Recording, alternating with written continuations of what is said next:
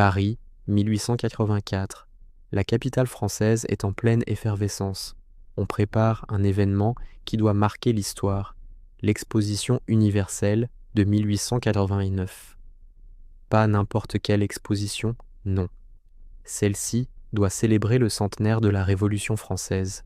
Le gouvernement veut laisser une trace indélébile, frapper les esprits avec quelque chose d'inédit, un monument jamais vu, une véritable prouesse technique qui montrera au monde entier la puissance et le génie de la France.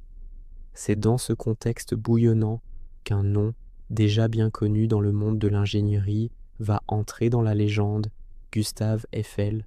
Imaginez la scène, une grande salle de réunion, des dossiers et des plans étalés sur une immense table en bois. Autour, les visages graves et concentrés des plus grands ingénieurs, architectes et politiciens de l'époque. La tension est palpable. L'un d'eux prend la parole. « Messieurs, il nous faut un symbole, quelque chose de grand, de moderne, qui incarne l'esprit de notre République. Avez-vous des propositions concrètes ? » Les premiers projets défilent, classiques, sans grande audace. Des palais de pierre, des arches majestueuses, du déjà-vu. L'atmosphère est lourde, presque déçue. Et puis, soudain, un jeune ingénieur du nom de Maurice Koechlin, l'un des collaborateurs les plus brillants d'Eiffel, déroule un plan gigantesque qui couvre presque toute la table. Un silence de stupeur s'installe. Dessus, une structure audacieuse, presque folle. Voici une tour métallique de 300 mètres de haut, annonce-t-il d'une voix claire. Elle serait la structure la plus grande jamais construite par l'homme. Des murmures incrédules parcourent la salle. Certains ricanent. Une tour, en fer, en plein cœur de Paris. Mais ce serait affreux, une monstruosité. Et puis, vous imaginez le risque ? Si elle s'effondre, les critiques fusent, le scepticisme est général. C'est alors que Gustave Eiffel, qui était resté silencieux jusqu'à présent, se lève. Calme, confiant, son regard balaie l'assemblée. D'une voix posée mais ferme, il déclare « Ce ne sera pas qu'une simple tour, ce sera une démonstration éclatante de ce que l'ingénierie française peut accomplir. Une flèche pointée vers l'avenir, un symbole de notre audace et de notre modernité. » Un silence dramatique s'installe. Dans le regard déterminé d'Eiffel, on ne lit aucun doute. Le projet, aussi fou soit-il, vient de trouver son défenseur le plus acharné. Le défi est lancé. Le chantier débute en janvier 1887. C'est un spectacle inouï. Plus de 300 ouvriers, des charpentiers du ciel, s'activent dans un ballet incessant. Le bruit métallique des marteaux frappant les rivets résonne dans tout Paris. Des tonnes d'acier, plus de 18 000 pièces de fer pudelées, sont acheminées sur le champ de Mars. La précision est le maître mot. Tout est calculé au millimètre près. Chaque pièce est dessinée, fabriquée dans les ateliers Eiffel à Levallois-Perret, puis transportée sur place pour être assemblée, tel un gigantesque mécano. Un chef d'atelier, la voix couverte par le vacarme, hurle ses ordres. On aligne la base. Faites attention à l'inclinaison, pas un millimètre d'erreur. La sécurité est une obsession pour Eiffel. Contre toute attente pour un chantier de cette ampleur, il n'y aura aucun accident mortel. Sous les yeux ébahis des Parisiens, la tour grandit, jour après jour. C'est un spectacle fascinant.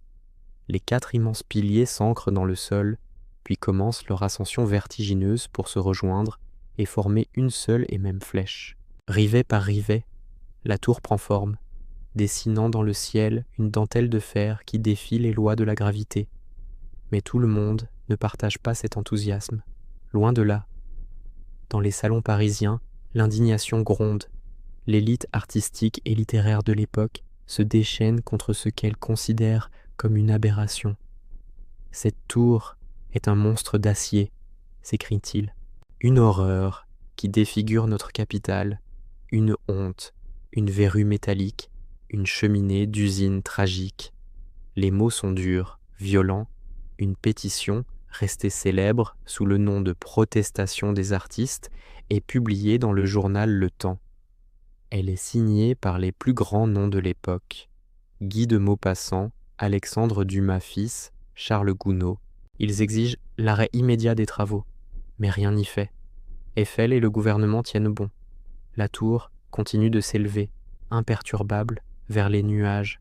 Et enfin, après 2 ans, 2 mois et 5 jours d'un travail acharné, le moment tant attendu arrive. Le 31 mars 1889, la tour est terminée. Le soleil se lève sur un Paris transformé. Une foule immense s'est rassemblée, les yeux rivés sur ce géant de fer qui domine désormais la ville. Quand le drapeau tricolore est hissé à son sommet, des applaudissements frénétiques éclatent, une véritable clameur de fierté et d'admiration. Gustave Eiffel est au sommet, à 300 mètres au-dessus du sol. Il contemple la ville à ses pieds. Ce n'est pas seulement un ouvrage d'ingénieur qu'il voit, c'est la concrétisation d'un rêve. Plus tard, il dira « Cette tour n'est pas seulement du fer, c'est un symbole, un monument pour l'avenir, pour les rêveurs, les bâtisseurs, pour l'humanité tout entière. » Ce qui devait être une structure temporaire, démontée après 20 ans, est toujours là.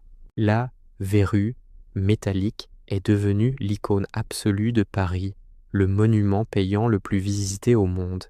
Elle incarne la France, le romantisme et surtout l'incroyable pouvoir de l'audace humaine. L'histoire de la Tour Eiffel nous rappelle que les plus grandes réalisations naissent souvent d'une vision que les autres qualifient de folle. Merci d'avoir regardé cette vidéo jusqu'au bout. Si ce voyage dans le temps vous a plu, n'hésitez pas à laisser un pouce bleu, à partager et surtout à vous abonner à la chaîne pour ne manquer aucune de nos prochaines histoires. À très bientôt.